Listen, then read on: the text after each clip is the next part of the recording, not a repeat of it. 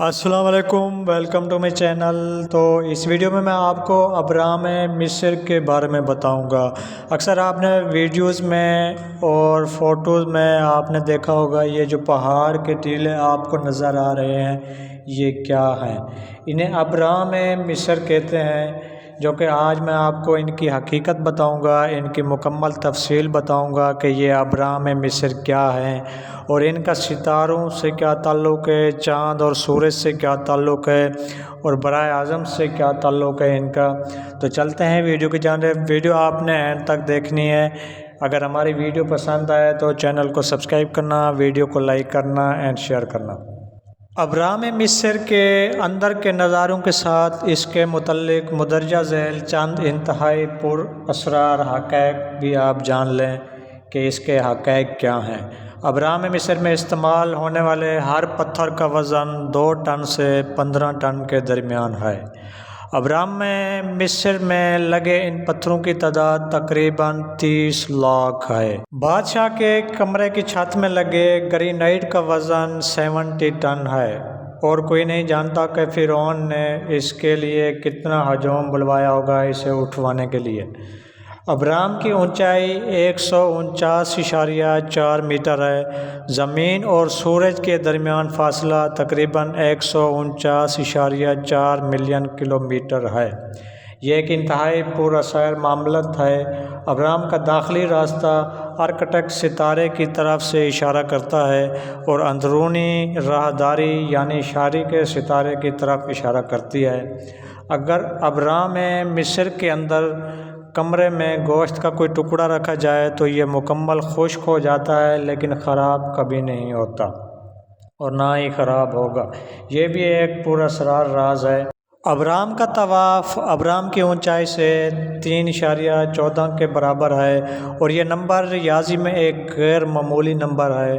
उसे रियाजियाती कहा जाता है और ये रियाजी और तबीयत में बड़े टी मुस्तकिल पैमाने पर इस्तेमाल होता है। अब्राम रात को रोशन होता था क्योंकि उसे ताबकार मवाद से रंग गया था। ज़मीन पर 3 अब्राम का मकाम आसमान के सबसे मशहूर इन 3 सितारों के एन मुतवाज़ी है, जिनको बेलेट ऑफ द माइटी कहते हैं। साल में सिर्फ एक दिन सूरज की किरणें इस अजीम अब्राम के कमरे में दाखिल होती हैं और ये वही दिन है जिस दिन फ़िरौन पैदा हुआ था। अब्राम के कमरों के अंदर फ़िरौन के खंजरों को हज़ारों साल गुजरने के बावजूद भी जंग नहीं लगा। इस राज की वजह अभी तक आज तक कोई साइंसदान भी नहीं जान सका कि इनके आलात थे जो खंजर थे उनको जंग क्यों नहीं लगा।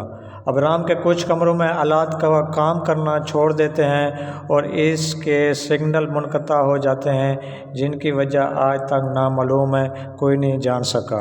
अब्राम की जगह इसी लाइन पर है जो बहर ओकियानूस में बरमवा तकून और बहरुल में फरमोसा तकून को जोड़ती है और इन दोनों तकून में अजीब व गरीब चीज़ें रोनुमा होती हैं, जैसे बहरी जहाज़ों और हवाई जहाज़ों का गायब होना और कमियास की खराबी वगैरह का पता चलना।